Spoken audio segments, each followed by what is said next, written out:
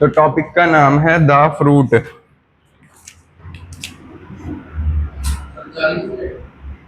हाँ, हो जाएगा पूरा।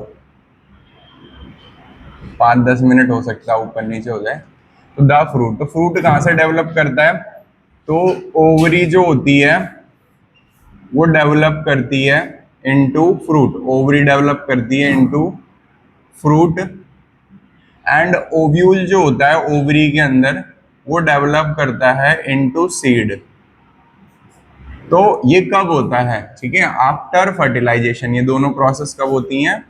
After fertilisation. तो जैसे ही फर्टिलाइजेशन हो जाता है तो ओवरी जो होती है वो फ्रूट में बदल जाती है और ओव्यूल जो होता है वो सीड में बदल जाता है। क्लियर है? अब जो ओवरी होती है उसके बेसिस पे 3 तरीके के फ्रूट्स बनते हैं। तो आता है types of fruits. Types of fruits, तो फ्रूट्स के 3 टाइप्स बन जाते हैं। एक बन जाता है ट्रू फ्रूट्स, एक बन जाता है फॉल्स फ्रूट, और एक बन जाता है पार्थिनोकार्पिक फ्रूट्स। Parthenocarpic fruit. अब जो ये ट्रू फ्रूट होते हैं, ये कौन से फ्रूट होते हैं? जो डेवलप करते हैं ओवरी से। तो fruit which develop from ovary, which develop from ovary. तो जो फ्रूट डेवलप करेंगे ओवरी से उनका नाम होगा ट्रू फ्रूट्स। और जो फ्रूट्स ओवरी के अलावा किसी और पार्ट से डेवलप करेंगे तो fruits which develop from parts other than ovary. हाँ, अदर देन ओवरी। फिर आएंगे फ्रूट जो बिना फर्टिलाइजेशन के बनेंगे, क्योंकि यहाँ पे वर्ड क्या लिखा हुआ है? फर्टिलाइजेशन। तो fruit which develop without fertilisation.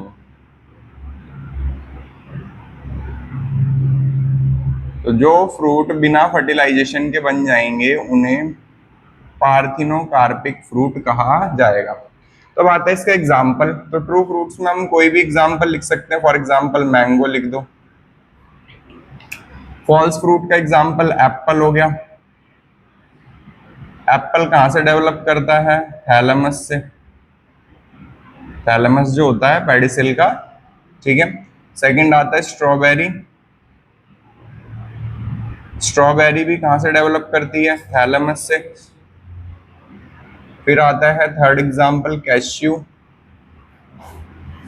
Cashew भी कहां से डेवलप करता है? थैलेमस से। ठीक है। इसके बाद बात करते हैं हम पार्थिनोकार्पिक फ्रूट की। तो जो फ्रूट बिना फर्टिलाइजेशन के बनते हैं, जैसे कि बनाना। ठीक है।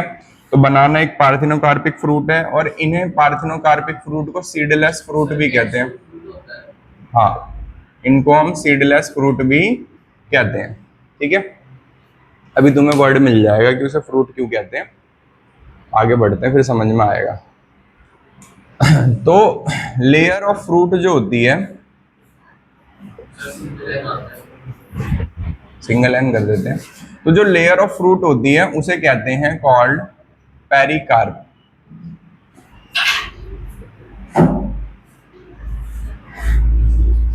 फ्रूट की लेयर का नाम होता है पेरिकार्प। नाम होता है फ्रूट की लेयर का।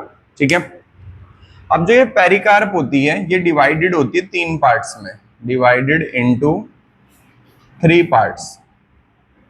तो फॉर एग्जांपल तुम मैंगो खा रहे हो, तो मैंगो में उसका छिलका, मैंगो में उसका पल्प, और मैंगो में उसके बीज के ऊपर जो लेयर है, ठीक है, जो गुठली होती है उसके ऊपर जो लेयर है, ये सब के सब क्या कहलाएंगे? पेरिकार्प कहलाएंगे। मैंगो का छिलका, मैंगो का पल्प जो तुम खाते हो, और जो उसकी सीड के ऊपर लेयर है, ये सब क्या कहलाएंगे? एक साथ पेरिकार्प कहलाएंगे। तो पेरिकार्प 3 हिस्सों में बटा हुआ है। एक तो मैंने बोला जैसे कि छिलका, तो छिलका क्या हो गया? एपिकार्प। ठीक है। तो ये एपिकार्प क्या हो गया? आउटर लेयर हो गई। ठीक है। फिर आएगा मीजोकार्प। मीजोकार्प क्या हो गया भाई? मैंगो में मीजोकार्प क्या हो गया? मिडल लेयर हो गई। ठीक है, मिडल लेयर होगी। और कैसा हो गया? पल्पी हो गया। तो ये हर बार पल्पी नहीं होगा। ठीक है, ये मिडल लेयर होगी। और लास्ट आएगा एंडोकार्प। तो एंडोकार्प हो गया इनर, और वो सीड के ऊपर है तो कैसा हो गया, हार्ड हो गया। ठीक है, तो ये हो गई इनर लेयर, और ये कैसा हो गया, हार्ड हो गया। ठीक है, तो इनर लेयर हो गई। मैं हार्ड लिख क्यों नहीं रहा इसे, क्योंकि भाई फ्रूट के अकॉर्डिंग, अलग अलग फ्रूट के अकॉर्डिंग ये अलग अलग देखने को मिलेगा। ठीक है, तो आम का जो छिलका हो गया एपिकार्प हो गया, आम का जो पल्प हो गया वो मेसोकार्प हो गया, और गुठली के ऊपर जो लेयर हो गई वो क्या हो गई, एंडोकार्प हो गई। ठीक है, तो ये फ्रूट की 3 लेयर होती हैं। ठीक है, अगर हम इसको डायग्राम वाइज समझे तो यहाँ पे मैं एक मैंगो का अगर डायग्राम बनाऊं टेढ़ा मेढ़ा सा, तो ये मैंगो का मैंने डायग्राम बनाया। ठीक है, ये मैंगो का मैंने बीज बनाया। ठीक है, और ये मैंगो का पल्प हो गया, और ये उसकी डंडी होगी। ठीक है, अब यहाँ पे जो मैंगो की सबसे आउटर लेयर है, जो छिलका होता है, उसका नाम क्या दे दिया भाई, एपिकार्प नाम दे दिया। मैंगो के पल्प का क्या नाम दे दिया, मेसोकार्प नाम दे दिया, और इसके गुठली के ऊपर लेयर का नाम दे दिया, एंडोकार्प दे दिया। अब जो इसको एंडोकार्प हो कैसा आएगा, स्टोनी है। कैसा है, स्टोनी को क्या कह सकते हैं, हार्ड कह सकते हैं। ठीक है, तो जिसका भी स्टोनी एंडोकार्प होता है, ऐसे फ्रूट को हम क्या कहते हैं, ड्रूप फ्रूट कहते हैं। ठीक है, तो ये हो गया एग्जाम्पल ऑफ ड्रूप फ्रूट। किसका एग्जाम्पल हो गया, ड्रूप फ्रूट का। तो ड्रूप फ्रूट्स कौन से फ्रूट्स होते हैं, जिसका क्या होता है, having stony endocarp, having stony endocarp. Stony मतलब हार्ड। ठीक है, स्टोनी एंडोकार्प। तो ऐसे फ्रूट जिनका एंडोकार्प स्टोनी होगा, ऐसे फ्रूट को हम क्या कहते हैं, ड्रूप फ्रूट्स कहते हैं। ठीक है, सेम ऐसी कोकोनट होता है भाई। अगर मैं कोकोनट बनाऊं तो कोकोनट के अंदर भी हमें देखने को मिलता है ऐसे ही। ठीक है, तो कोकोनट मैंने बनाया यहाँ पे, तो कोकोनट के अंदर भी हमें देखने को मिलेगा कि जो कोकोनट का व्हाइट कलर का पल्प है वो तो हम खाते हैं। ठीक है, कोकोनट का वाटर भी हम पीते हैं। तो जो कोकोनट के ऊपर बहुत सारे बाल होते हैं, भरा भरा जो होता है जिसको हम छीलते हैं, वो तो उसका एपिकार्प हो गया। ठीक है भाई, उसको छीलने के बाद जो होता है फिर थोड़े बहुत बाल जो उसके ऊपर सरफेस पे चिपके रहते हैं पतले पतले, तो उन्हें क्या कहेंगे, मीजोकार्प कहेंगे। और जो उसकी हार्ड सी लेयर होगी जिसके अंदर से गूदा निकालना होता है, वो क्या हो गया, एंडोकार्प हो गया। तो एग्जाम्पल ऑफ ड्रूप फ्रूट, तो ड्रूप फ्रूट्स के 2 एग्जाम्पल हो गए, एक हो गया मैंगो और दूसरा हो गया कोकोनट, दूसरा हो गया कोकोनट। तो कोकोनट और मैंगो दोनों के दोनों ड्रूप फ्रूट्स होते हैं, और जो ये होते हैं ड्रूप फ्रूट्स, इनका स्टोनी क्या होता है, एंडोकार्प होता है। ठीक है, अगर हम बात करें कोकोनट में, फिर हम खा क्या रहे हैं, ठीक है, क्योंकि इसमें ना एपिकार्प खा रहे, ना मीजो खा रहे, ना एंडोकार्प खा रहे। ठीक है, तो कोकोनट में हम उसका क्या खा रहे हैं, व्हाइट वाला हिस्सा खा रहे हैं या पानी पी रहे हैं, तो उसे कहते हैं एंडोस्पर्म कहते हैं। क्या कहते हैं, एंडोस्पर्म। तो कोकोनट का जो इडेबल पार्ट होता है वो उसका एंडोस्पर्म होता है। तो कोकोनट में इडेबल जो होता है वो होता है उसका एंडोस्पर्म होता है। ठीक है, एंडोस्पर्म क्या होता है, जो एक प्लांट के सीड को न्यूट्रिशन देने वाला स्ट्रक्चर होता है, उसका नाम क्या होता है, एंडोस्पर्म। जैसे हमारे ह्यूमंस में प्लेसेंटा होती है, ऐसी प्लांट्स में न्यूट्रिशन देने के लिए एंडोस्पर्म होता है। तो कोकोनट में हम उसका एंडोस्पर्म खाते हैं, इसलिए कहा जाता है कि कोकोनट का पानी हमारे लिए हेल्दी होता है। ठीक है, हाँ, अमेंजो में मीजोकार्प खा रहे हैं, इसके अंदर एंडोकार्प खा रहे हैं। हर फ्रूट में अलग, जैसे जैसे टमाटर है, तो टमाटर में हम तीनों खाते हैं, एपी भी खाते हैं, मीजो भी खाते हैं और एंडो भी खाते हैं। अमरूद में हम तीनों खाते हैं, एपी भी खाते हैं, मीजो भी खाते हैं और एंडो भी खाते हैं। बेरीज में हम तीनों खाते हैं, एपी भी खाते हैं, मीजो भी खाते हैं, एंडो भी खाते हैं। ग्रेप्स में हम तीनों खाते हैं।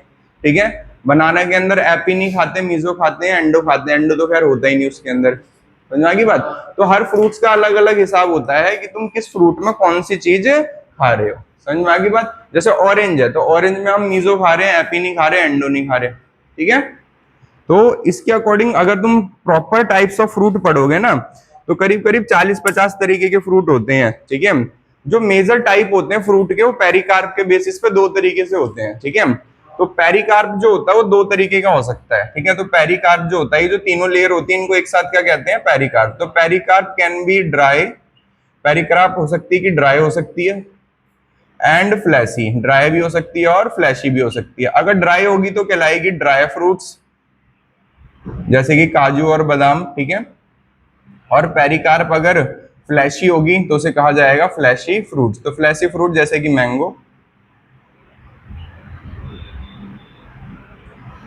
ठीक है, तो ड्राई फ्रूट्स में जैसे कैश्यू, कैश्यू ड्राई फ्रूट है ना, बादाम ड्राई फ्रूट है।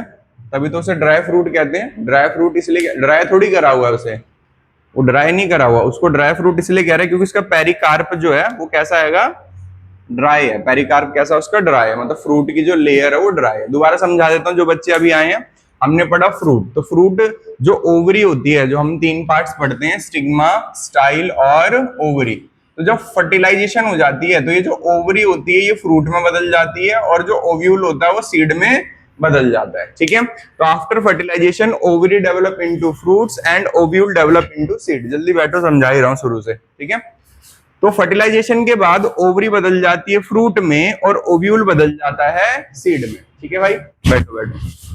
अब फ्रूट जो होता है उसके कितने टाइप्स होते हैं, तीन टाइप्स होते हैं, ट्रू फ्रूट्स, फॉल्स फ्रूट और पार्थिनोकार्पिक फ्रूट्स। ट्रू फ्रूट्स वो होता है जो ओवरी से डेवलप करेगा। ठीक है भाई, कहां से डेवलप करेगा, ओवरी से, जैसे कि मैंगो। फॉल्स फ्रूट कौन होगा, जो डेवलप करेगा ओवरी के अलावा किसी पार्ट से। ठीक है, जैसे कि एप्पल, स्ट्रॉबेरी और कैश्यू, ये तीनों कहां से डेवलप करते हैं, थैलेमस से। ठीक है, मतलब जो तुम एप्पल खा रहे हो वो उसका ओवरी नहीं है, वो क्या है, थैलेमस है। सेम ऐसे स्ट्रॉबेरी खा रहे हो तो वो क्या है, उसका थैलेमस है।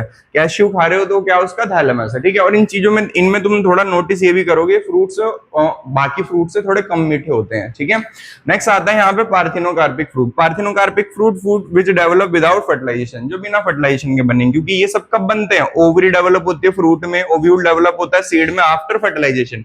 तो बिना फर्टिलाइजेशन के जब फ्रूट बन जाए, तो बनाना बिना फर्टिलाइजेशन के बन जाता है, तो इसे सीडलेस फ्रूट भी कहते हैं। फिर आता है जो फ्रूट की लेयर्स होती हैं जो तुम खाते हैं, जैसे मैंगो में उसका छिलका, मैंगो में उसका पल्प और मैंगो में बीज के ऊपर जो लेयर होती है। ठीक है, तो ये तीनों लेयर जो होती हैं, इन तीनों लेयर को एक साथ कहते हैं पेरिकार्प। तो layer of fruit is called pericarp. Pericarp तीन हिस्सों में बटी हुई है, मैंगो का छिलका एपिकार्प, मैंगो का पल्प मीजोकार्प जो मिडल लेयर होती है, और मैंगो का सीड के ऊपर वाला कवर एंडोकार्प। ठीक है, तो यहाँ पे ये तीन लेयर होती है और ये हार्ड होता है। ठीक है, फिर पेरिकार्प सूखा भी हो सकता है, फ्लैशी भी हो सकता है, तो इसके अकॉर्डिंग ड्राई फ्रूट हो गया और फ्लैशी फ्रूट हो गया। फिर मैंगो का मैंने डायग्राम बनाया कि मैंगो के अंदर जो छिलका होता है उसे एपिकार्प कहते हैं, मैंगो का जो पल्प होता है उसे मीजोकार्प कहते हैं, और जो सीड के ऊपर कवरिंग होती है उसे एंडोकार्प कहते हैं। ठीक है, और इसका एंडोकार्प हार्ड होता है, हार्ड या स्टोनी होता है। तो जिस भी फ्रूट का एंडोकार्प हार्ड होगा, ऐसे फ्रूट को हम क्या कहते हैं, ड्रूप फ्रूट्स कहते हैं। एग्जाम में कई बार आता है what is a drupe fruit, जिसका स्टोनी एंडोकार्प होगा। तो कोकोनट जो होता है, कोकोनट के ऊपर जो बहुत सारे बाल होते हैं वो एपिकार्प होते हैं। फिर उन बाल के अंदर भी बहुत पतले पतले बाल होते हैं जो उस पर चिपके रहते हैं गोले के ऊपर, उसे क्या कहा जाता है, मीजोकार्प कहा जाता है। और जो फिर उसको जिसके अंदर से हमें चक्कू डाल के वो व्हाइट वाला हिस्सा निकालना होता है, वो हार्ड सा जो होता है उसे एंडोकार्प कहते हैं। तो कोकोनट में ना हम एपी खा रहे, ना मीजो खा रहे, ना एंडो खा रहे, तो कोकोनट में हम क्या खा रहे हैं, एंडोस्पर्म खा रहे हैं। ठीक है, कोकोनट में हम क्या खाते हैं, एंडोस्पर्म। एंडोस्पर्म क्या होता है, जो न्यूट्रिशन देने वाला स्ट्रक्चर होता है एक सीड को, ताकि वो सीड आगे डेवलप कर जाए, तो उसे क्या कहते हैं, एंडोस्पर्म कहते हैं। ठीक है, तो एंडोस्पर्म बच्चे को न्यूट्रिशन देता है, जैसे हमारे अंदर प्लेसेंटा है ह्यूमंस में, प्लांट्स में क्या होता है, एंडोस्पर्म होता है। ठीक है, तो ये हो गया यहाँ पे फ्रूट्स के बारे में कंप्लीट। अब आएगा हमारा टॉपिक सीड।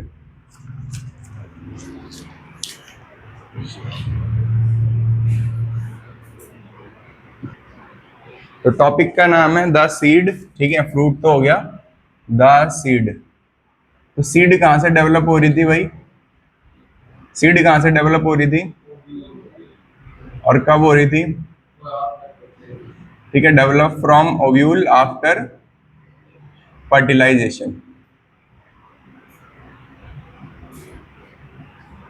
अब तुमने ये पढ़ा था कि जो सीड होती है वो दो तरीके की हो सकती है, मोनोकॉट और डाइकॉट हो सकती है। तो तुम्हारे सामने मैंने एक डाइकॉट बनाई है। ठीक है, इस डाइकॉट के अंदर ये जो दो हिस्से हैं इनका नाम क्या होता है, कॉटिलिडन नाम होता है। इनका नाम क्या होता है, कॉटिलिडन्स नाम होता है। तो इसका नाम भी क्या है, कॉटिलिडन नाम है। ठीक है, जो एक कॉटिलिडन होता है, इस कॉटिलिडन में अगर कॉटिलिडन के बीच में एक इमेजिनरी लाइन बनाई जाए, तो इस इमेजिनरी लाइन का नाम होता है एम्ब्रियोनल एक्सिस। एम्ब्रियोनल एक्सिस, तो एम्ब्रियोनल एक्सिस क्या है, एक इमेजिनरी लाइन है, इमेजिनरी लाइन है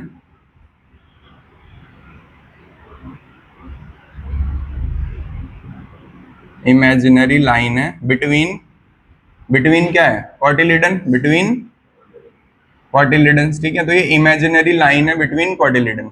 अब जो ये इमेजिनरी लाइन है इसमें दो हिस्से बने, एक कॉटिलिडन से ऊपर का और एक कॉटिलिडन से नीचे का। जो इस इमेजिनरी लाइन का कॉटिलिडन से ऊपर का हिस्सा होगा उसका नाम होगा एपिकोटाइल। एपी मतलब ऊपर, कोटाइल मतलब कॉटिलिडन से, ठीक है भाई। इसका नाम क्या पड़ेगा, गैस करो। कॉटिलिडन से नीचे का क्या नाम पड़ेगा, गैस करो।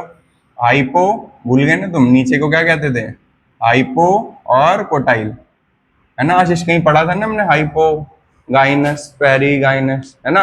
तो हाइपो का मतलब क्या था, नीचे। तो हाइपोकोटाइल कॉटिलिडन से नीचे, कोटाइल का मतलब कॉटिलिडन। तो एम्ब्रियोनल एक्सिस के दो पार्ट्स होते हैं, एपिकोटाइल और हाइपोकोटाइल, ठीक है। तो व्हाट इज एपिकोटाइल, तो एपिकोटाइल क्या होगा, part of embryonal axis, part of embryonal axis, part of embryonal axis above cotyledon, above cotyledon. तो कॉटिलिडन से ऊपर का हिस्सा, ठीक है भाई, इसका क्या नाम होगा, ठीक है, part of embryonal axis, part of embryonal axis below cotyledon, below cotyledon. Clear है भाई दोनों डेफिनेशन। अब यहाँ पे बात आती है कि जो ये कॉटिलिडन से ऊपर का हिस्सा है, यहाँ पे एपिकोटाइल में क्या ग्रो होगा, तो यहाँ ग्रो होगा प्ल्यूम्यूल। क्या ग्रो होगा, प्ल्यूम्यूल, ठीक है। तो एपिकोटाइल में क्या पाया जाता है, प्ल्यूम्यूल पाया जाता है, प्ल्यूम्यूल पाया जाता है। प्ल्यूम्यूल क्या होता है, तो प्ल्यूम्यूल वो हिस्सा होता है जो फ्यूचर शूट बनाएगा, ठीक है। तो ये क्या बनाएगा, फॉर्म फ्यूचर शूट, क्या बनाएगा, फ्यूचर शूट बनाएगा, ठीक है, मतलब स्टेम बनाएगा। और जो कॉटिलिडन के नीचे ग्रो होगा, और वो कौन से एरिया में ग्रो होगा, हाइपोकोटाइल में। कहां ग्रो होगा, हाइपोकोटाइल। इसका नाम क्या होगा, रेडिकल, और ये बनाएगा फ्यूचर रूट। तो जब हमने स्टेम और रूट पढ़ा था तो उसमें हमने लिखा था कि रेडिकल से बनती है रूट और प्ल्यूम्यूल से बनती है शूट, ठीक है। तो ये फॉर्म करेगा फ्यूचर रूट, ये फॉर्म करेगा फ्यूचर रूट, ठीक है। तो एक बनाएगा फ्यूचर शूट और एक बनाएगा फ्यूचर रूट, ठीक है भाई।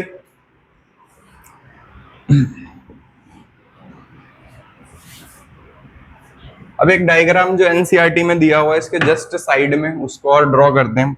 तो उस डायग्राम में दिया हुआ है कि डाइकॉट का, ठीक है, सॉरी, ये जो तुमने पढ़ा ये डाइकॉट का क्या है, एम्ब्रियो है, ठीक है। ये क्या डाइकॉट का एम्ब्रियो है, ठीक है। अब ये एम्ब्रियो किस में डेवलप हो जाएगा, सीड में। किस में डेवलप हो जाएगा, सीड में डेवलप हो जाएगा, ठीक है। तो ये डेवलप हो गया सीड में। तो जो डाइकॉट की सीड है, जैसे ये चना है एक तरीके से, तो ये डाइकॉट की सीड हो गई। तो एम्ब्रियो डेवलप हो जाता है सीड में। तो जो इसकी लेयर्स होती हैं वो लेयर्स होती हैं दो, ठीक है। तो इसके अराउंड लेयर्स होती हैं दो। तो एक तो आउटर लेयर होती है, एक इनर लेयर होती है। तो एक होती है आउटर लेयर और इनर। तो आउटर और इनर लेयर होती है इसकी, ठीक है। तो आउटर और इनर लेयर का नाम क्या होता है, टेस्टा, ठीक है। इसका नाम होता है टेस्टा, ये डेड होती है, ठीक है। और इसका नाम होता है टैगमन, ये भी डेड होती है। टैगमन ये भी क्या होती है, डेड होती है। टेस्टा जो होती है आउटर लेयर होती है, और ये कैसी होती है, डेड होती है, ठीक है, डेड लेयर होती है। और ये कैसी होती है, इनर होती है, और ये भी कैसी होती है, डेड होती है, ठीक है भाई। तो ये हो गई डेड। ये कहाँ से बनी है, तो जब तुमने ओव्यूल पढ़ा, वो पढ़ा था, ओव्यूल पढ़ा था, तो तुमने पढ़ा था ओव्यूल की डंडी का नाम फ्यूनिकल था, लास्ट क्लास में पढ़ा था।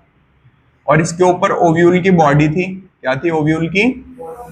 इस ओव्यूल की बॉडी को अगर ध्यान से लास्ट क्लास में देखा हो तो इसके अंदर भी दो लेयर थी, एक आउटर और एक इनर, ठीक है, आउटर और इनर।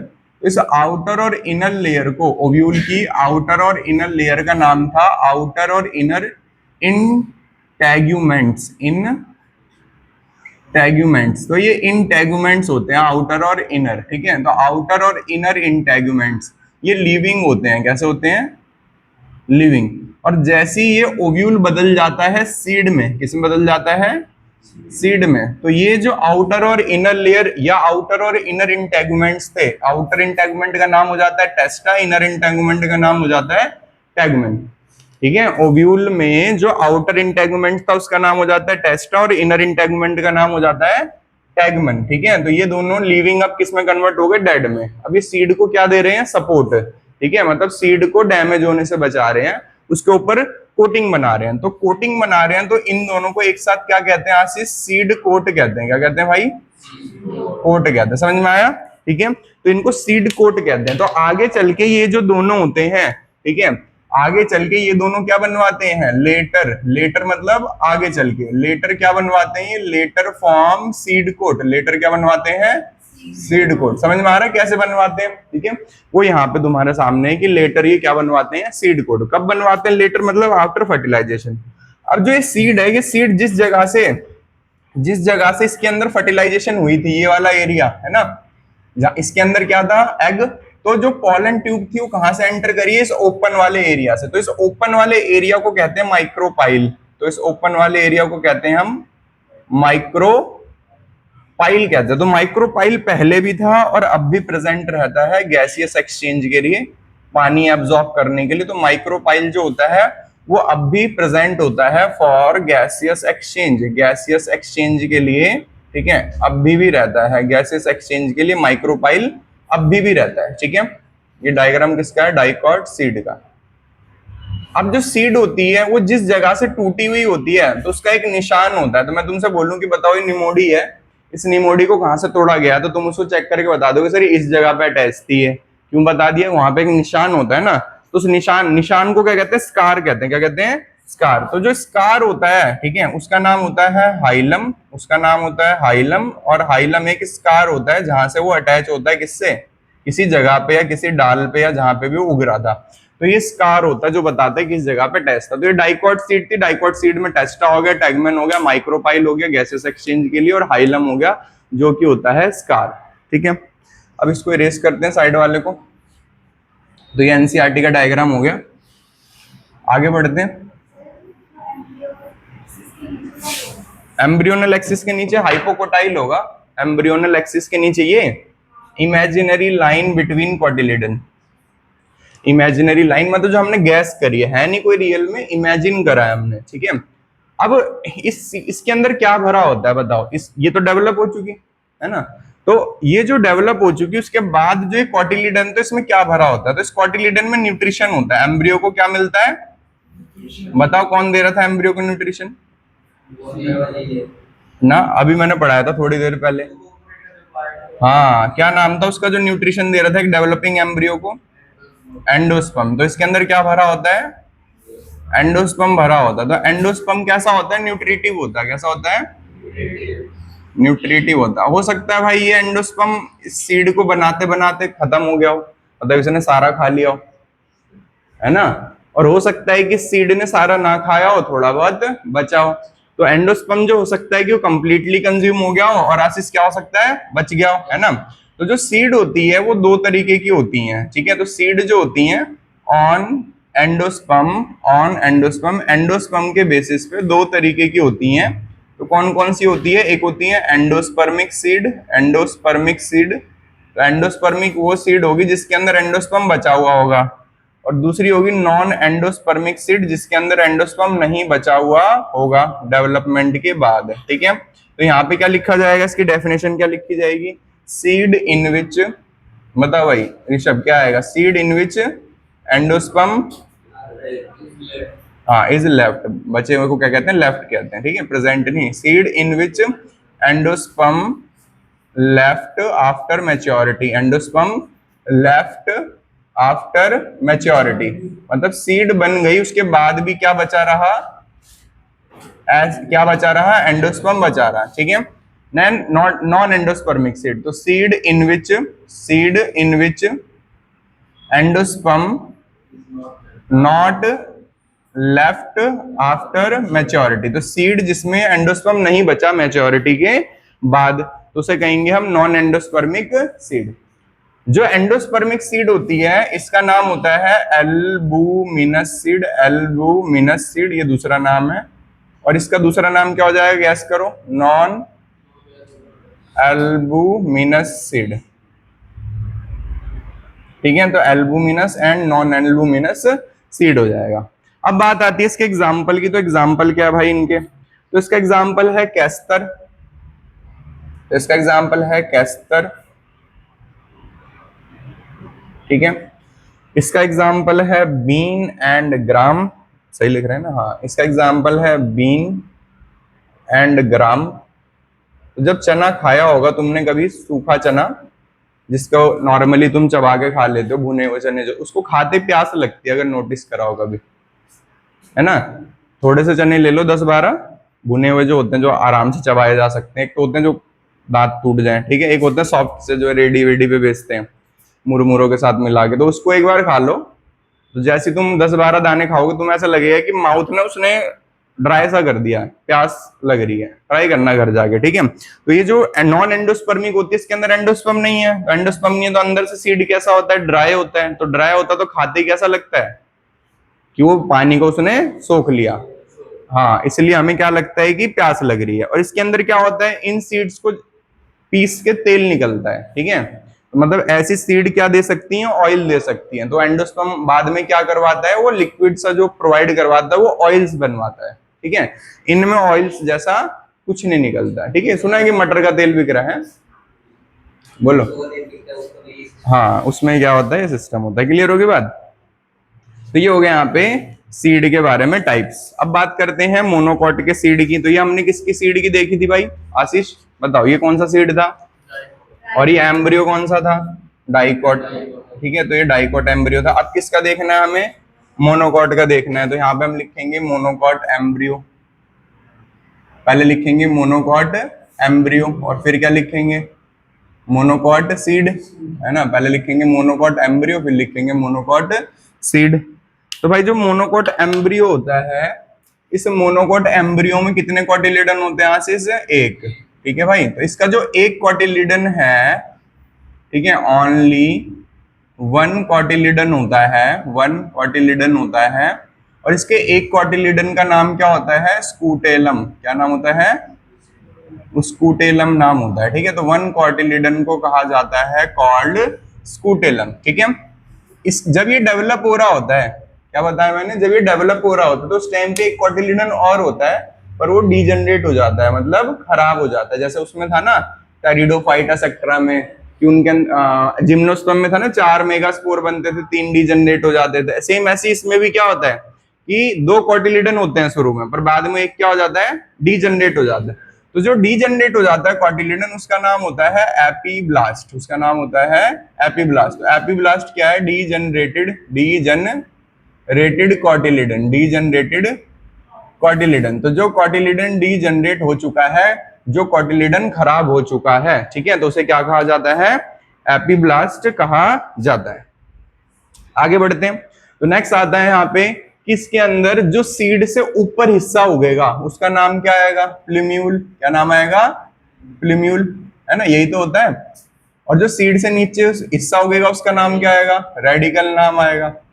अब जो रेडिकल होता है, इस रेडिकल के ऊपर एक स्ट्रक्चर कवरिंग बनाता है, क्या बनाता है, कवरिंग बनाता है, ठीक है भाई। तो रेडिकल के ऊपर जो स्ट्रक्चर कवरिंग बनाता है उसे क्या कहते हैं भाई, उसे कहते हैं हम कोलियोरिजे, क्या कहते हैं, कोलियोरिजे। तो यहाँ पे पूछा जाता है कि जो रेडिकल के ऊपर कवरिंग बना रहा है उसका नाम क्या होता है, coleorhiza. R for radical, R for coleorhiza, ठीक है, या रिजे।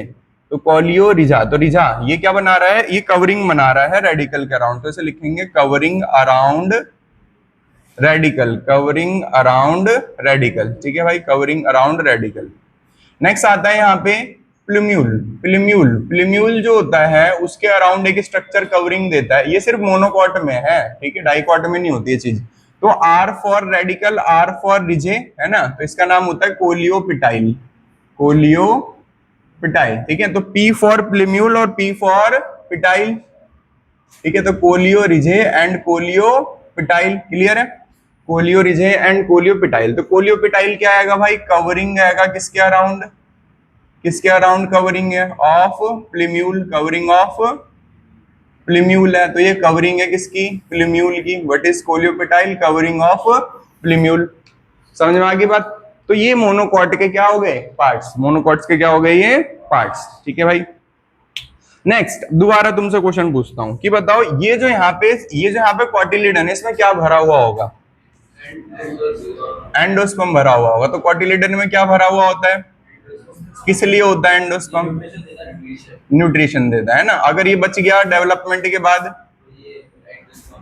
एंडोस्पर्मिक हो जाएगा, और नहीं बचा तो नॉन एंडोस्पर्मिक। तो ये जो एंडोस्पर्म होता है, इस एंडोस्पर्म की जो आउटर लेयर होती है, ये वाली आउटर सेल्स जो होती हैं एंडोस्पर्म की, ये आउटर सेल्स जो होती हैं एंडोस्पर्म की, ये क्या करती हैं, ये एक लेयर बना लेती हैं पतली सी, प्रोटीनियस, ठीक है, एंडोस्पर्म ही है ये भी, पर इसकी आउटर लेयर ने एक लेयर बना ली और जो ये प्रोटीनियस लेयर इसकी आउटर लेयर ने बनाई उसका नाम होता है एरूलोन लेयर। ठीक है, तो इसका नाम होता है एरूलोन लेयर। तो ये बताओ क्या ये एंडोस्पर्मी है या कुछ और है?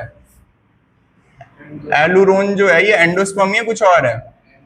एंडोस्पर्मी है। तो ये कैसा होता है? Proteinaceous layer. ये कैसा होता है? प्रोटीनियस लेयर डेवलप फ्रॉम, कहां से डेवलप होगी? Develop from endosperm. जो डेवलप हुई है कहां से? एंडोस्पर्म से। क्लियर होगी बात भाई? ठीक है, डेवलप फ्रॉम एंडोस्पर्म। ठीक है, अब मुझे ये बताओ जो एंजियोस्पर्म्स थे उन एंजियोस्पर्म का एंडोस्पर्म की प्लॉइडी क्या थी? किसी को याद आ रहा है? एंजियोस्पर्म के एंडोस्पर्म की प्लॉइडी क्या थी? ये तुम्हारे क्वेश्चन में भी आया था एमसीक्यू में, जो तुम सबने गलत करा था। एमसीक्यू का टेस्ट हुआ था ना जब चैप्टर का प्लांट किंगडम का, तो उसमें था ना एंडोस्पर्म क्या होता है? एंजियोस्पर्म का एंडोस्पर्म क्या होता है? हैप्लॉइड होता है, डिप्लॉइड होता है, ट्रिप्लॉइड होता है। क्या था याद है? डिप्लॉइड। जिम्नोस्पर्म का कैसा था? हैप्लॉइड था। और एंजियोस्पर्म का कैसा था? ट्रिप्लॉइड था। तो ये एंडोस्पर्म कैसा हुआ? ट्रिप्लॉइड। कैसा हुआ? ट्रिप्लॉइड। जिस बच्चे को ट्रिप्लॉइड नहीं पता, देखो अगर एक सेल के अंदर क्रोमोसोम पेयर में, ये पहला, ये दूसरा और ये लास्ट वाला एक्स वाई, तो सारे क्रोमोसोम किसमें? पेयर में। तो ऐसी सेल को डिप्लॉइड कहेंगे। क्या कहेंगे? डिप्लॉइड। अब मान लो ये स्पर्म है और इसके अंदर ये क्रोमोसोम है, पहला, दूसरा और लास्ट वाला एक्स। ये दूसरा स्पर्म है, पहला, दूसरा, लास्ट वाला वाई। तो इसमें क्रोमोसोम पेयर में नहीं है। किसमें नहीं है? पेयर में। तो ऐसी सेल को हैप्लॉइड कहेंगे। क्या कहेंगे? हैप्लॉइड। तो हैप्लॉइड का सिंबल होता है एन, डिप्लॉइड का सिंबल होता है 2n, तो ट्रिप्लॉइड का सिंबल क्या होगा? 3n। तो 3n में क्या होगा? पहला क्रोमोसोम 3, दूसरा 3 और चौथा 3, लास्ट वाला भी 3। समझ में आ गई बात? तो सारे क्रोमोसोम 3 है। तो एरूलोन लेयर बताओ कैसी होगी? डिप्लॉइड या ट्रिप्लॉइड? गलत। अभी तो मैंने बताया कहां से डेवलप हो रही है। कहां से डेवलप हो रही है? तो ये भी कैसी होगी? ट्रिप्लॉइड होगी। ठीक है, तो एंडोस्पर्म भी ट्रिप्लॉइड होता है, एरूलोन लेयर भी कैसी होती है?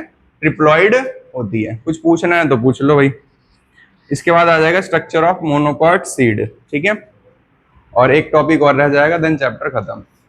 ठीक है, स्ट्रक्चर ऑफ मोनोकॉट सीड आएगा। देखो यही ऑर्डर चल रहा है ना, अगर तुम्हें याद दिलाऊं। देखो ये वाला क्या था? Dicot embryo. डाइकॉट एम्ब्रियो किस में डेवलप हुआ? डाइकॉट सीड में। तो पहले एम्ब्रियो पढ़ा डाइकॉट का, फिर सीड पढ़ा, फिर एंडोस्पर्म्स के अकॉर्डिंग 2 टाइप्स पढ़े। फिर हमने शुरू करा मोनोकॉट एम्ब्रियो, अब क्या आ जाएगा? Monocot seed. क्लियर है? कौन सा इरेज कर दें हिस्सा एक बार बताओ? ये वाला कर दें?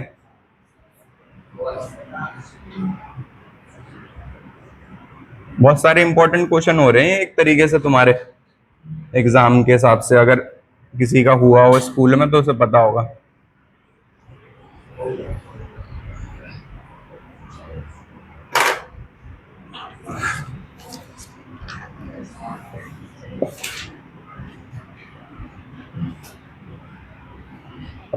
देखा, जब जब रेडिंग के इस्तेमाल करो तो ये ज्यादा चिपक जाता है इसके ऊपर कलर। बेकार इंक है रेड वाली। तो अब इसको लिखते हैं यहाँ पे मोनोकॉट सीड। Monocot seed. तो मोनोकॉट सीड के अंदर कितना कॉटिलिडन होगा? एक ही होगा, है ना। तो ये मोनोकॉट सीड का डायग्राम है, एग्जाम में सीबीएसई में कई बार आ चुका है ये, इवन 12th में भी आ जाता है, पता है? देख रहे हो ये डायग्राम कहाँ जाता है? 12th में भी आ जाएगा। ठीक है, इतना ज्यादा इनका फेवरेट है ये डायग्राम, 12th के सीबीएसई में फाइनल में आ जाता है। ठीक है, दोबारा ध्यान दो, ये जो डायग्राम है 12th के सीबीएसई में भी आ जाता है। ठीक है, एक तो वो पहली धीरे लिखती है, ठीक है, ऊपर से तुम उसे बातों में भी लगा रहे हो, उसी से पढ़ लो तुम।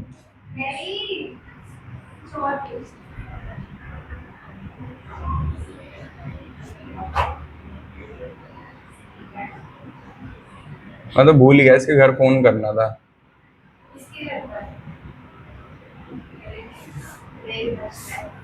अरे भूल गया नाम में।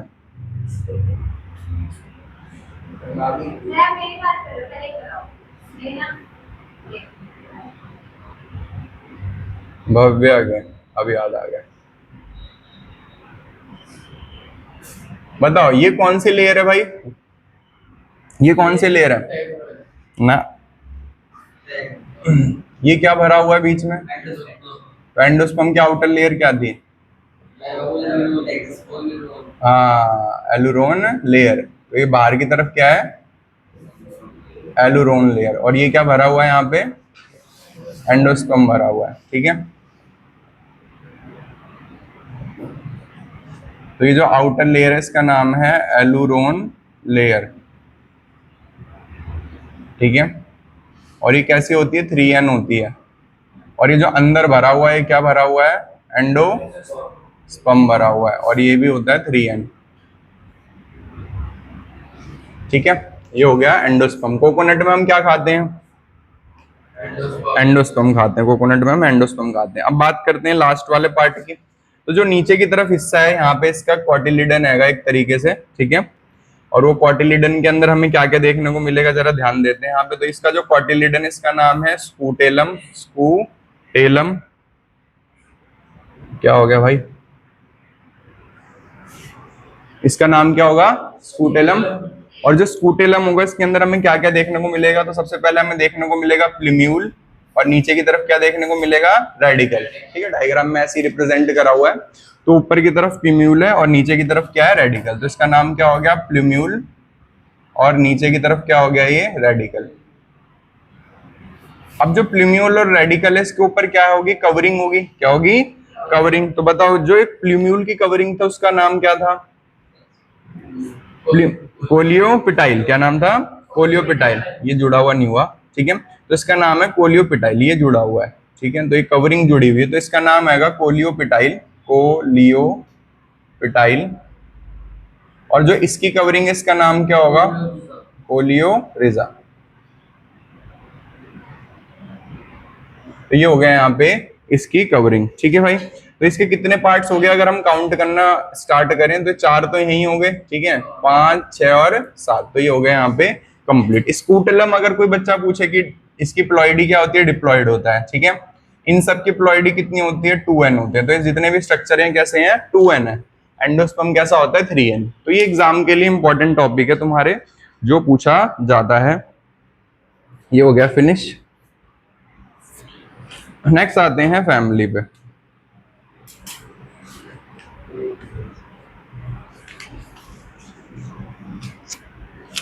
तो ये डायग्राम जो है एग्जाम के लिए ध्यान रखना, काफी इंपॉर्टेंट है। मोनोकॉट दे देगा, जैसे या तो यूं बोल देगा कि ग्रास का वो बनाओ, सीड या एम्ब्रियो का स्ट्रक्चर बनाओ, ऐसे बोल देगा, या मोनोकॉट बोल देगा। हाँ, तो जरूरी नहीं है कि तुम्हारे सामने मोनोकॉट ही लिखा होगा एग्जाम में। ठीक है, इधर का कुछ किसी का रह रहा हो जो ना इरेज करना हो तो बता देना।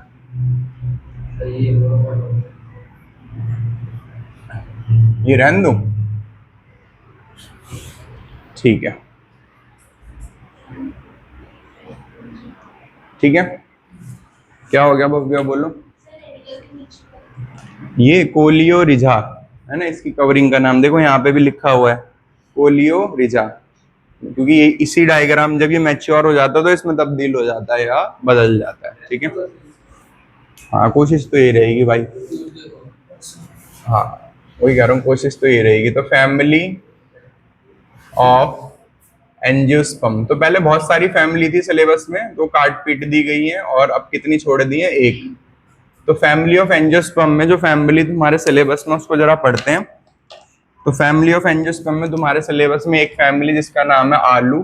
ठीक है, तो फैमिली का नाम होता है सोलेनेसी। ठीक है, तो पहले कुछ जो आएंगे जिनके सिंबल तुम बताओगे, तो भाई तुम ब्रिंजल लिख देना फैमिली को। ठीक है, पोटैटो फैमिली। तो पोटैटो फैमिली का क्या होता है, फ्लोरल फॉर्मूला। तो सबसे पहले याद होना चाहिए तुम्हें इसका फ्लोरल फॉर्मूला। फ्लोरल फॉर्मूला क्या होता है, फ्लोरल मतलब होता है फ्लावर। तो फ्लावर के पार्ट्स का क्या फॉर्मूला होता है, तो सबसे पहले जो तुम्हें नहीं पता सिंबल वो लिखूंगा। तो यहाँ पे लिखा हुआ है प्लस, सर्कल के अंदर लिखा हुआ है प्लस। फिर यहाँ पे लिखा हुआ है मेल और फीमेल, एक के ऊपर क्या लिखा हुआ है, मेल और फीमेल। ठीक है, फिर लिखा हुआ K5, क्या लिखा हुआ है, और ब्रैकेट बंद। ठीक है, फिर लिखा हुआ है C5 और ब्रैकेट बंद। ठीक है, ये तो गैस कर सकते होगे। फिर आएगा A5, क्या आएगा, A5, और A किससे जुड़ा हुआ है, C से। ठीक है, फिर आएगा G, और G के नीचे स्लैश, ठीक है, और ये हो गया यहाँ पे 2, और ये दोनों कैसे ब्रैकेट में। चलो तो अब यहाँ पे इसको बताओ, K5 ब्रैकेट में, इसका मतलब कौन सी कंडीशन बताओ जी, लास्ट क्लास में जो आए थे। ये पहले K क्या है ये बताओ। कैलेक्स है ना, मतलब सैपल है, और सैपल कितनी है 5, पांचों क्या है ब्रैकेट का मतलब फ्यूज्ड है, कैसे फ्यूज्ड है। तो इसे कौन सी कंडीशन कहेंगे, दो तरीके की कंडीशन पढ़ी थी हमने, पॉली तो फ्री होती थी, गैमोसिफेलस, गैमोसिफेलस, ठीक है। देन ये सी का मतलब पेटल, पेटल कितनी है 5, कैसी हैं ब्रैकेट मतलब फ्यूज्ड है, तो इसे कौन सी कंडीशन कहेंगे गैमोपेटैलस। ए कितने हैं 5, किससे जुड़े हुए हैं, तो कौन सी कंडीशन हो गई एपिपेटैलस, कौन सी कंडीशन है ये एपिपेटैलस। याद करो ना, जब ए सी से जुड़ा होता तो क्या कहते थे एपिपेटैलस, ठीक है। हाँ अब बताओ, जी बाकी पार्ट से ऊपर है, लाइन का मतलब क्या है बाकी पार्ट से ऊपर है। दोबारा बताओ यहाँ पे, ये तो सबको पता है, जी बाकी पार्ट से ऊपर है, ठीक है, तो कौन सी ओवरी सुपीरियर ओवरी, कौन सी होगी सुपीरियर। सुपीरियर ओवरी कौन से गाइनस में थी, कौन से गाइनस में थी, हाँ 3 तरीके के गाइनस थे ना, एपी हाइपो पेरी, किस में थी हाइपो, ठीक है, बाकी पार्ट्स इससे नीचे हैं और ओवरी का है ऊपर है, तो ये हाइपोगाइनस कंडीशन है। कितनी है गाइनोशियम, और दोनों कैसी हैं, दोनों कैसी हैं फ्यूज्ड हैं, फ्यूज्ड हैं, तो इसे कौन सी कंडीशन कहेंगे गाइनोशियम में, एपोकार्पस या सिनकार्पस, दो पढ़ी थी ना, सिन, सिन, सिन मतलब फ्यूज, तो ये कौन सी कंडीशन है सिन का। अब इसी के पॉइंट्स लिखने हो गया तुम्हारा खत्म, ठीक है। तो ये पॉइंट्स क्या क्या लिखेंगे, तो यहाँ पे ए का मतलब होता है, इसका मतलब होता है एक्टिनोमॉर्फिक, प्लस का मतलब क्या होता है एक्टिनोमॉर्फिक, ठीक है, एक्टिनोमॉर्फिक। एक्टिनोमॉर्फिक कौन सी सिमेट्री थी बताओ, रेडियल, कौन सी थी ठीक है, ये रेडियल सिमेट्री थी। नेक्स्ट आता है यहाँ पे, इसका क्या मतलब होता है, मेल फीमेल एक ही पे हैं, तो इसका मतलब होता है बाइसेक्सुअल, ठीक है, मेल फीमेल एक ही पे हैं, तो इसका सिंबल होता है मेल और प्लस होता है फीमेल का सिंबल, ठीक है।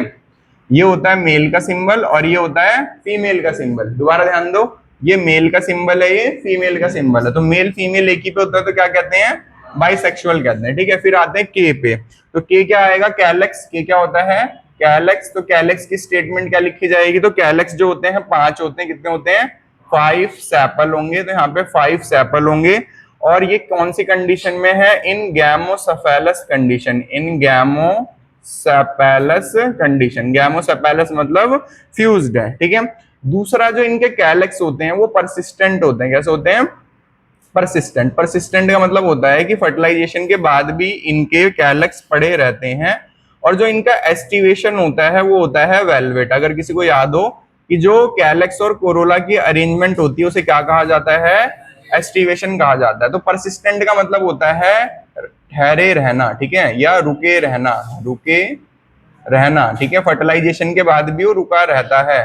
तो कभी कभी बाजार में टमाटर आते हैं और टमाटर पे पत्ते लगे रहते हैं, बाजार में कभी कभी टमाटर आते हैं उसमें पत्ते लगे हुए रहते हैं, तो टमाटर एक फ्रूट है, उसके ऊपर फिर भी पत्ता लगा हुआ है, मतलब वो पत्ता क्या होता है कैलेक्स होता है, लीफ नहीं होता, क्या होता है कैलेक्स होता है। ऐसे तुमने बहुत सारे फ्रूट्स देखे होंगे, एक तुम्हें रसबेरी खाई होगी, येलो पीली सी होती है, उसके अराउंड ब्राउन कलर का वो होता है कवर सा पत्ते का।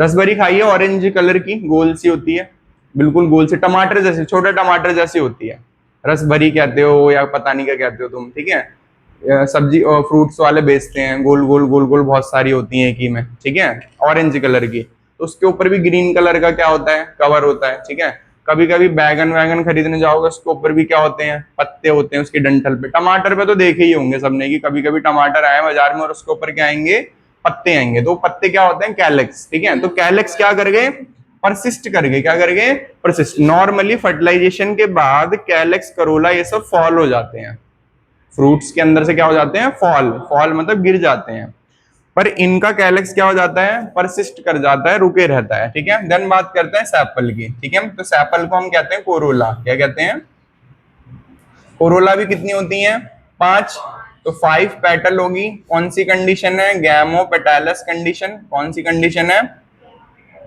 गैमोपेटैलस कंडीशन।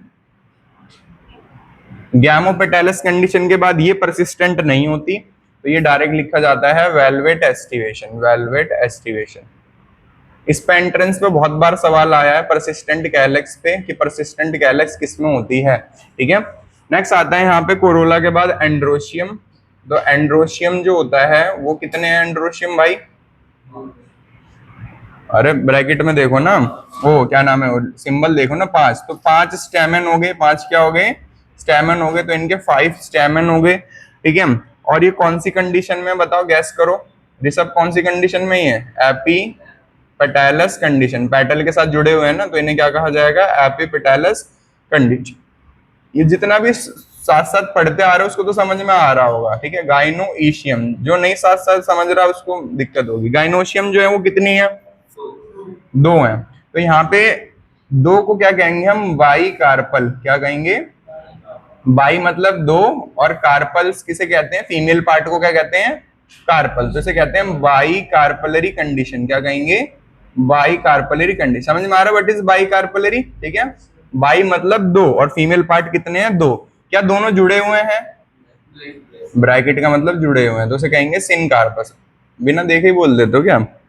नेक्स्ट, यहाँ पे ओवरी कैसी है? सुपीरियर। इनकी ओवरी कैसी है? सुपीरियर। तो यहाँ पे सुपीरियर ओवरी, क्योंकि वो जो ओवरी उसके नीचे लाइन है, तो उसे क्या कहेंगे? ओवरी सुपीरियर है। और जब भी यहाँ पे ऐसी कंडीशन आती है तो ओवरी के बीच में 2 कंपार्टमेंट बने हुए होते हैं, मतलब ऐसा देखने को मिला है। तो ये लाइन जो इसको क्या कहते हैं? सेप्टा। और मैंने क्या बताया था? ओवरी के अंदर जो खाली जगह होती है उसका नाम क्या होता है? ओव्यूल। ओवरी के अंदर खाली जगह का नाम क्या होता है? तो यहाँ पे 1 खाली जगह हो गई, 2 खाली जगह हो गई। ठीक है, तो ओवरी के अंदर 2 खाली जगह होगी, तो इसे कहेंगे बाइलोकुलर कंडीशन। क्या कहेंगे? ठीक है, तो लास्ट क्लास का अगर इसको ध्यान हो तो देखो, ओवरी के अंदर खाली जगह को लोक्यूल कहते थे। क्या कहते थे? तो यहाँ पे कितने लोक्यूल हैं? 2 लोक्यूल हैं, तो इसे कहेंगे बाई लोक्यूलर कंडीशन। बाई कंडीशन, तो यहाँ पे 2 लोक्यूल है, मतलब 2 खाली जगह हैं, तो इसे बाई लोकुलर कंडीशन कहेंगे। तो ये हो गया यहाँ पे फिनिश। अब बात करते हैं इसके इन्फ्लोरेसेंस की, ठीक है, और एग्जाम्पल की। तो ये वाला ये ऊपर लिख देता हूँ, ठीक है, कोई बच्चा हो सकता है लिख रहा हूँ। तो इसका जो इन्फ्लोरेसेंस होता है, ठीक है, इसके बाद आएगा इन्फ्लोरेसेंस। तो इन्फ्लोरेसेंस अगर किसी को याद हो तो एक रेसमोस था और दूसरा कौन सा था? साइमोस, है ना। तो यहाँ पे साइमोस इन्फ्लोरेसेंस होता है। ठीक है, इनकी पूरी फैमिली में हर फ्लावर में कौन सा इन्फ्लोरेसेंस होगा? साइमोस। मतलब main axis terminate at flower and growth limited हो जाएगी। अगर मैं फ्लावर की बात करूं तो इनका फ्लावर बाइसेक्सुअल होता है, और उसकी जो सिमेट्री होती है फ्लावर की वो एक्टिनोमॉर्फिक होती है। एक्टिनोमॉर्फिक होती है, ऑलरेडी तुम ऊपर लिख चुके हो पहली और दूसरी लाइन में, अगर याद हो तो देखो, बाइसेक्सुअल और एक्टिनोमॉर्फिक। तो ये अलग से लिखने की जरूरत नहीं है फ्लावर वाली बात, चाहो तो, ठीक है, पर फिर भी लिख लो क्योंकि बाद में अगर आ गया तो प्रॉब्लम होगी।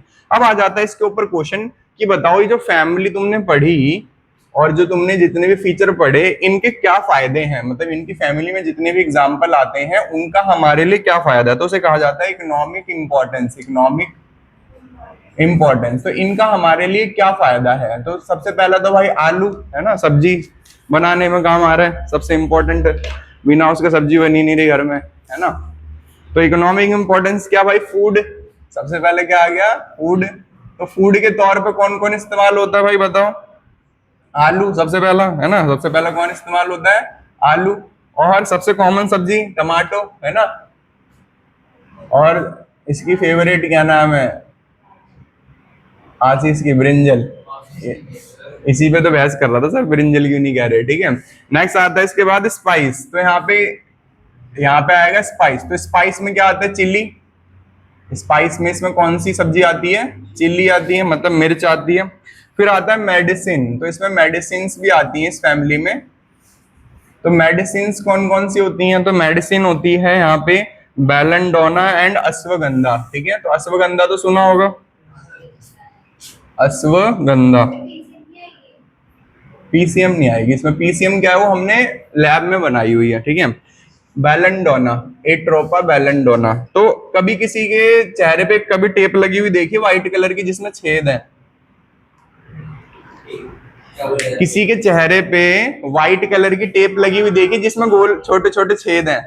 देखिए, कभी देखी होगी, ठीक है। जाके मेडिकल स्टोर पे बोलना बेलेंडोना टेप दे दो, वो बेलेंडोना टेप वही होती है, उसमें बेलेंडोना होता है।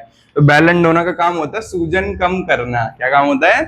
सूजन कम करना, ठीक है। तो जो सूजन होती है, जैसे किसी के फोड़े फुंसी निकल गए, ठीक है, तो उस केस में उसको क्या लगा दी जाती है? बेलेंडोना टेप लगा दी जाती है। फॉर एग्जाम्पल किसी किसी बच्चे को ना ऐसे फोड़े फुंसी निकल जाते हैं जिसमें होल नहीं होता, ठीक है, तो उस केस में कौन सी टेप लगा दी जाती है? बेलेंडोना टेप लगा दी जाती है, ठीक है। तो ये होती है बेलेंडोना। तो जाके गूगल पे भी सर्च करोगे तो तुम्हें मिल जाएगी बेलेंडोना, ठीक है, टेप। तो बेलेंडोना जो होता है, इसका पूरा नाम होता है एट्रोपा बेलेंडोना, ठीक है, बेलाडोना। क्या कह रहे हो तुम उसे? अभी सर्च करने को कह रहे हो भव्या को? नेक्स्ट आता है मेडिसिन के बाद फ्यूमिगेटरी। तो फ्यूमिगेटरी मतलब होता है फूकने के लिए, है ना भाई? ये तो फिक्स है, सबसे ज्यादा सप्लाई हरियाणा साइड है ना तंबाकू, हुक्का जलाने के लिए, है ना, फ्यूमिगेटरी। बिना इसके तो बात ही नहीं बनती। ऑर्नामेंट्स, ऑर्नामेंट्स, ऑर्नामेंट क्या होता है? सजावट। क्या होता है? ठीक है, तो सजावट, सजावट में क्या आते हैं? जैसे फूल आते हैं, इसका पेटूनिया, ठीक है, तो ये फूल है इसका सजावट के लिए। और फूल से याद आया कि जो फ्लावर का जो गार्डन होता है उसकी एंट्री चालू हो गई है आज 15 अगस्त से। अरे वो नहीं होता वहां पे मुगल गार्डन, जिसका नाम था, बाद में अमृत उद्यान कर दिया। हाँ, तो मुगल गार्डन की एंट्री चालू होगी 15 तारीख से, कोई चार्जेस नहीं है, और क्या नाम है, एंट्री फ्री है, पर साइट पे जाके वो करना पड़ेगा, रजिस्टर। खुल गया भाई।